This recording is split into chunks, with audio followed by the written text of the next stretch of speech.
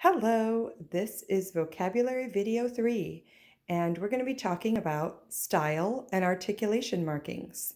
Some of them will tell you the overall style that they want the piece to be played, and sometimes it is the overall style that they want the note to be played, the articulation. So staccato is an articulation marking, and it's noted by a little dot. If the stem is going down, that's the stem, the stick part, and then the little dot goes above it. And if the stem is going up, then the little dot goes underneath it. And staccato just means detached. So instead of singing do, re, mi, you'd go do, re, mi. Staccato. Detached. Okay, the next one is a style marking, but could also be considered, it's not really an articulation marking, it would be a style marking. It means legato, smooth and connected. Legato. So that would be do, re, mi. And staccato is do, re, mi. Now, tenuto means, see the tenuto? I always tell people it looks like a musical underline because it's like underlining the note for emphasis. Tenuto. And it means technically hold full value. But usually what happens is, I have to move this, is that you'll see a couple staccatos in a row. And then, so you'll see like a staccato and a tenuto next to each other, like do, re, mi, do, re, mi. And then you might see a tenuto in the middle of the line, in the middle of a set of notes to tell you that they want that particular one emphasized. Oops, sorry, just getting to look at my pants today. Look, I'm wearing sneakers. I've been going on walks. I own sneakers. I know you're shocked. You probably call them something else. This is Dolce, like Dolce & Gabbana, but the brand, but it's Italian. Dolce means soft and sweet. Dolce technically just means sweet, but in music it also means soft and sweet. So if you're playing something, you might want it to, you would put at the beginning dolce, like lullaby and good night. You would want that to be dolce. The opposite of that is agitato. This is not a Pokemon, although it would be a good name for it. And I don't know what it would look like, but it would be very angry and agitated and excited.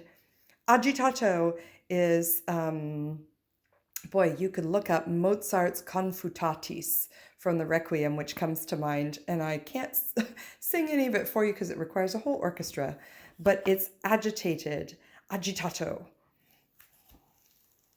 Okay, then the next one is marcato, marcato. See it? Marcato, if you look at M-A-R-C, if you were to add an H, it would be march-like, or you could do M-A-R and make that a K or a K sound, and you could get mark, marcato, and you would get marked or march-like, marked or march-like, marcato. Okay, the next one is con brio. This one had a little bit of an accident in the laminating machine. Don't judge.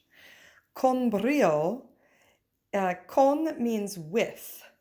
Brio means brilliance or liveliness or with spirit. Con brio. With spirit. So if you're having something at the beginning and they want it to be very energetic, they might mark that section con brio. The next one is con moto. Now, if I were to add an R over this, it would say motor, right? M-O-T, that's the root word there where you can see motion, con moto. By the way, if you hear noises in the background, it's just the dog. With motion, con moto, with motion. Okay, more post-it notes. This is not an Italian word, surprise. Accent. And it's not an accent like the way somebody's talking, but accent, it means to accent that note. Do, re, mi. Accent it. Do, re, mi. Accent is a little harder than tenuto. Do, re. Like if you had tenuto, which was the one with the underline, do, re, mi. Tenuto and staccato are usually used together, and so is accent. So if they put an accent on that word, on that note, then they want that note to really come out. Okay, the last two here are a tie and a slur. Now, hold on, if I can do this. A tie and a slur. By the way, nail polish fans, close up. Whee! Okay. A tie and a slur. Also, look how long my nails are getting since I'm not playing the piano. I know, random side note. Tie and a slur. A tie must be two notes. Doesn't have to be the same rhythmic value. Must be two notes, but they have to be the same notes. And it's going to change the rhythm. This is easier to show you in a piece of music. So look for that in a piece of music where you have a tie, must be two notes, same notes. Sometimes they exist where, sometimes there'll be a bar line right here where the composer wants, this would be 3 beats if you added 1 plus 2, and the composer would want 3 beats. They would want that tied for 3 beats. So it changes the rhythm. The definition is a curved line that connects 2 notes of the same pitch.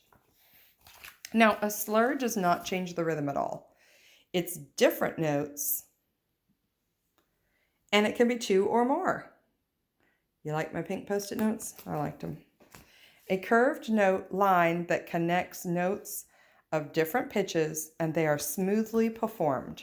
So sometimes it's used in singing. Look, you'll see these slurs, and you actually can have a slur and a tie at the same time. Usually if that happens, you'll have a slur going over a bunch of notes and a tie over just 2 of the same. So must be 2 notes, must be the same note, slur 2 or more notes. Okay? Now, if I were better, I would probably have a musical example up here at the ready for you, but I don't. So you go investigate and look for one in your music and see if you can see the difference between a slur and a tie. Okay, that's the end of articulation and style markings.